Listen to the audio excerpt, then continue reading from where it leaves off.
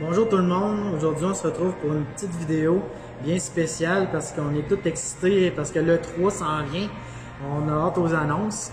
Mais là on parle d'un sujet qui est Google Stadia parce que Google a décidé d'annoncer avant le 3 la date de sortie de son abonnement, le prix, puis également le catalogue de jeux.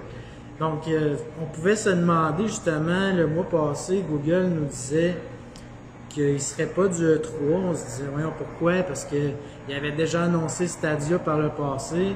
Pourquoi ils ne sont pas là? C'est le gros univers du jeu vidéo. Ben, on l'a su pourquoi cette semaine. Ils ont annoncé le 6 juin, c'est très bientôt comme on dit, qu'il y aurait une conférence juste pour Stadia pour nous présenter justement le prix, l'abonnement, parce que ça va être un abonnement mensuel. On peut peut-être s'attendre à environ une quinzaine de dollars par mois. Après ça, le catalogue de jeux, les rumeurs, ils disent d'à peu près un 500 jeux à la sortie environ. Également, bien pour quand que ça va sortir, ben, on n'a pas de date, mais on sait que c'est pour cette année en 2019. Donc c'est pour ça aussi que Google a décidé de faire une conférence avant le 3, vraiment de bonne heure, parce qu'au début sur Twitter, ils disaient qu'ils feraient leur annonce de tous ces détails-là pendant l'été. Mais là, ils ont décidé de devancer tout ça juste avant le 3, parce qu'en plus, au E3, on sait que Microsoft, il y a des grosses annonces à faire pour le gaming en streaming. On en a parlé dans une vidéo précédente. Allez voir dans mes vidéos, là, on en parle justement de ce que Microsoft va offrir. Donc, on a pré-E3 le 6, Google avec Stadia.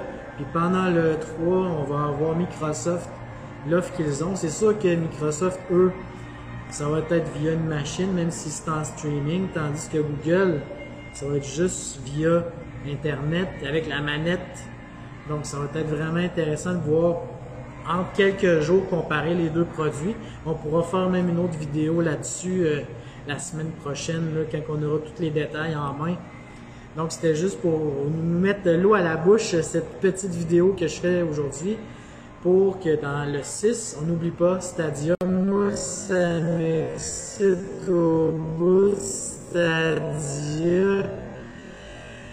J'ai vraiment hâte d'avoir les détails, les jeux, le prix.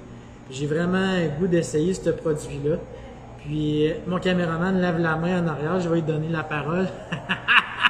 J'ai entendu dire que Stadia, ben, les gens vont dire que ça va révolutionner les jeux vidéo, même si c'est incroyable.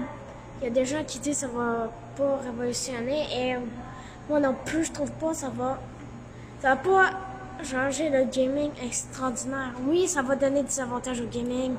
Il y aura peut-être plus de personnes qui vont jouer, mais ça va être pas l'évolution de l'univers. Ben, j'ai hâte de voir l'évolution. Tu sais, c'est comme les premiers téléphones intelligents, quand les premiers iPhones sont sortis. On se disait, ben, c'est peut-être pas si débile que ça, mais regarde où c'est qu'on en est rendu aujourd'hui. iPhone XX 14000. C'est vraiment le début du jeu en streaming dématérialisé, si on le connaît déjà. Mais là, c'est vraiment en streaming. On va voir qu'est-ce que ça donne. Donc, c'était juste pour nous teaser un petit peu que je faisais cette petite vidéo-là cette semaine. Puis, on a vraiment hâte à E3. Il va y avoir plein d'annonces. On va essayer de faire des vidéos là-dessus aussi.